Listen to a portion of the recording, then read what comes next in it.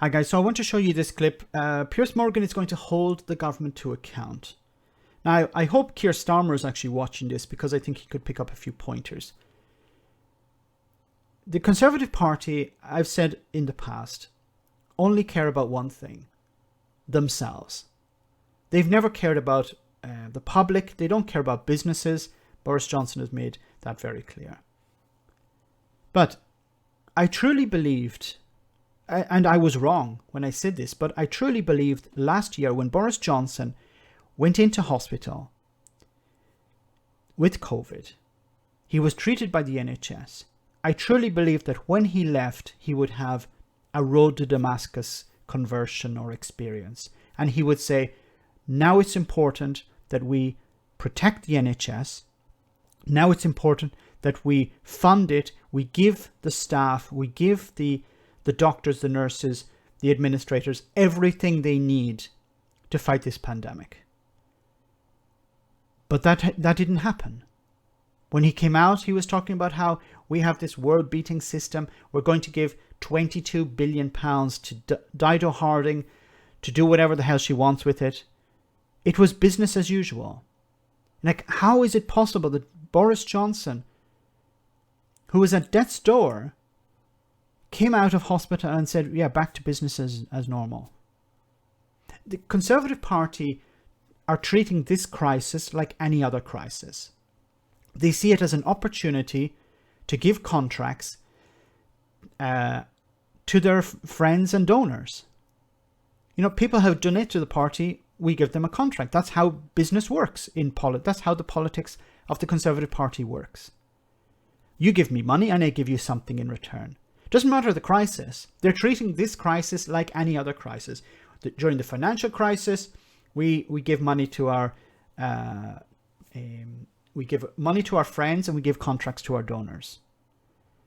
During Brexit, exactly the same thing. And now with this crisis, this pandemic, they're treating it exactly like any other crisis. An opportunity for some people to make a lot of money or to gain power. Boris Johnson is a charlatan, a liar, and a crook. You know, I truly believed, and that was my mistake, I actually believed that he had some humanity and he would say, wow, the NHS saved my life. These doctors and nurses saved my life. I'm going to fight tooth and nail for them. No, he didn't. I think it's maybe this Eton mentality. You're superior to these people. These doctors and nurses are inferior to you.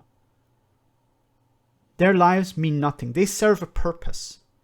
They saved your life. That was their job.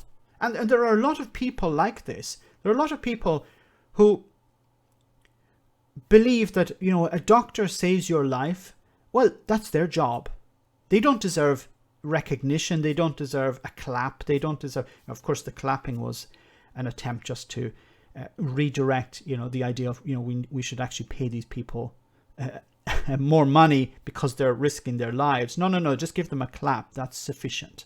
Anyway, let's get to the clip because this is what's more important. You've made far bigger catastrophic mistakes, haven't you? Not locking down when most other countries were doing it back in March, April, which people now believe may have cost 25,000 lives, saying that mass gatherings were fine. And so you sent 250,000 people happily off to the Cheltenham races and let people come in from Madrid, which was in lockdown, to spend 2 days on the lash in Liverpool. Why? Why did they do that? Because they were thinking about their business their donors, their business friends. You know, we don't want to lock down Cheltenham because that would piss off people who donate to the party. Like, what's an extra day? Okay, it's going to help the spread. But, you know, think about the money. Think about the power. Think about pissing off these people who donate to the party. We don't want to do that. We know that with PPE, we didn't have enough to protect our health and care workers. Over 800 of them have died. We know.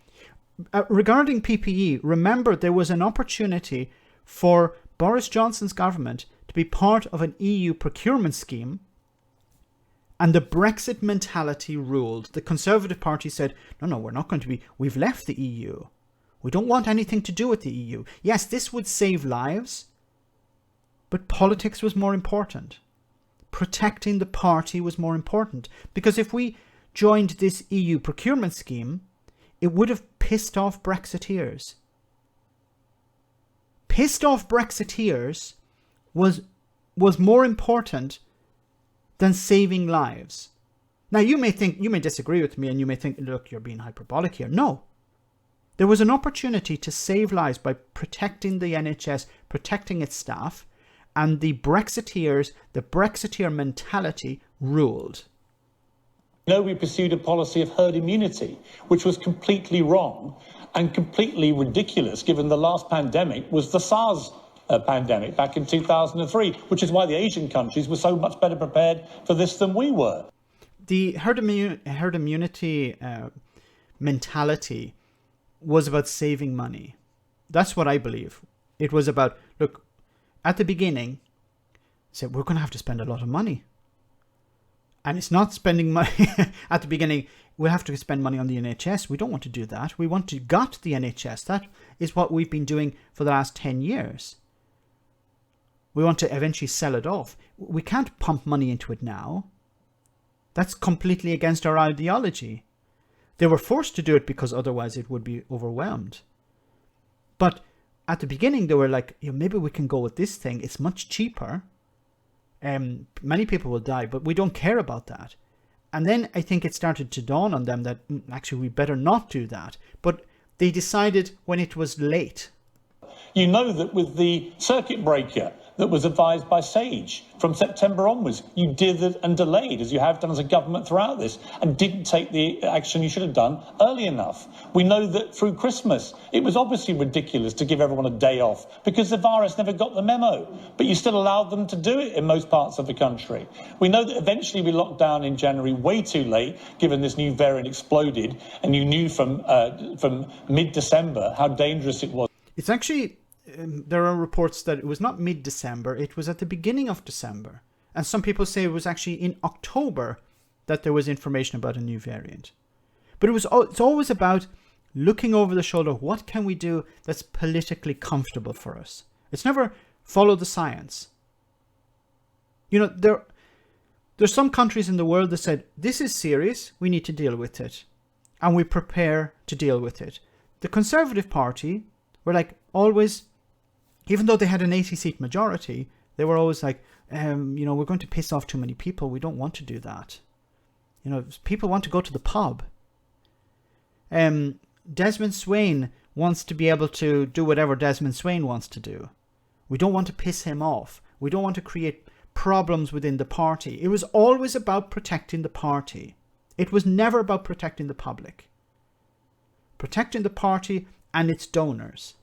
Was in terms of the speed of transmission, but you didn't lock us down until January. And so we're now getting still daily figures. 1,600 deaths recorded yesterday alone. Thousands and thousands a week more dying. We could have this death toll doubling in 3 months' time. So the mistakes that you've made are on a far greater scale than the ones that you're citing. They have been a series of cataclysmic government failures. And my question, watching the Prime Minister yesterday, he's sorry. He's sorry about people dying. And I get that he's sorry. We're all sorry that people have died. Of course we are. But what I want to know is, what's he sorry for the decisions he's done? Can you tell us? Does the Prime Minister regret anything he's done? Well, I'm sure that with the benefit of hindsight, there would be things that he might have done differently. With the benefit of hindsight, but hindsight is after. This was during the bloody pandemic. During the pandemic, people were saying, SAGE were saying, you need to do this. And Boris Johnson made a decision not to do it. Then the same opportunity was available to him again. And he just, one thing is to say it was hindsight. There were multiple opportunities for lockdowns. And Boris Johnson went into a lockdown and then came out of a lockdown. Then went into another lockdown. And at every stage, he was being told, you need to go in now, and he waited. And then after, he realised, it was wrong to do that, And then another opportunity arrived during the pandemic, within a number of weeks and months, and he still decided, no, we'll delay and delay and delay. He delayed on a number of occasions. It's like somebody, if somebody bought a car that was, had problems, and then they got rid of the car, and then what did they do? Within a few weeks' time, they bought a similar car again. You can't say, well, because of hindsight, we would have not. No, he made the same mistake on numerous occasions. Now, why did he do that? Because he didn't care about the public. He was caring about the party. He was caring about himself. He didn't go into lockdown because he was afraid to go into lockdown. He was always hoping that maybe it would sort itself out and I won't have to go into lockdown. Because it was never a scientific decision. It was always a political decision. Also be things, I'm not saying this in a glib way, but there will also be things that he and the whole country should be very proud of. The way that the NHS didn't get overwhelmed. So the NHS is facing its worst crisis in probably its generation, in a generation, or in its existence, I should say. And he's saying this is a success.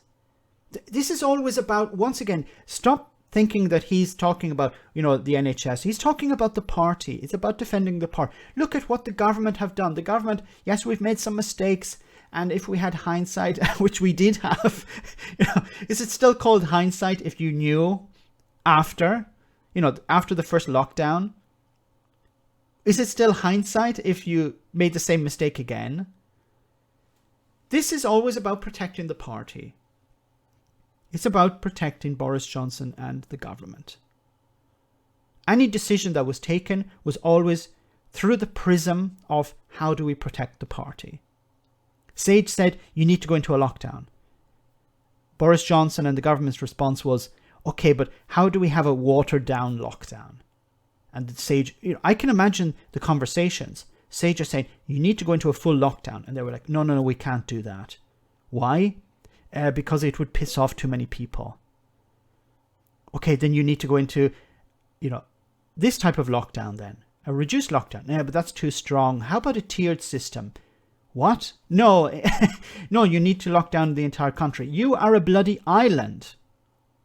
Germany had about 50,000 deaths. And Germany has how many countries on its border? Germany is not an island. The UK is an island. The UK could have copied New Zealand. It could have copied Japan, who dealt with it much better. But it was always this mentality of, let's not go too far because it will piss off people. At this moment, there isn't a face mask mandatory requirement. Why is that not the case? Why is it not a requirement that everyone wears a face mask in public? Even politicians like Boris Johnson at his press conference yesterday, he wasn't wearing a mask. This idea, look at what's happening in the United States instead with Joe Biden. He's constantly wearing a mask. He's trying to press this idea upon the public. You need to follow the rules. You need to respect the science. You need to do X, Y, and Z. Boris Johnson's approach is, we'll just take it on the chin. We didn't really need a lockdown. The government did everything it could. The government was prepared. But what wasn't prepared, it was impossible to be prepared. Everything is about defending the party and defending the government. And unfortunately, because of this fatigue that we're seeing, every day over 1,000 people have died. The public will just get used to it. And the government, and at the moment, Boris Johnson still holds something like 40% support. The Conservative Party have 40% support. How is that possible? I think it's because people have just given up. So, okay, 1,200 people died today. Okay, let's talk about something else. Let's talk about Boris Johnson's kid, or Boris Johnson's this, or Boris Johnson's that, or what's happening with this Let's talk about statues. Yeah, that's an interesting thing to talk about. That's more important than people's lives because, you know, it's a distraction and it will work, unfortunately. Let me know in the comment section, guys, what you think. As always, your comments are greatly appreciated. Thanks a lot. I want to say a big thank you to all of my patrons. You ensure that this channel continues to exist. I'm eternally grateful for all of your support. If you join Patreon, you will receive instant access to our Discord server, where we have both audio and video chats. You can chat with me and other patrons, where we discuss important and non-important issues. Becoming a patron per month costs about the same as a large coffee, so why not check it out?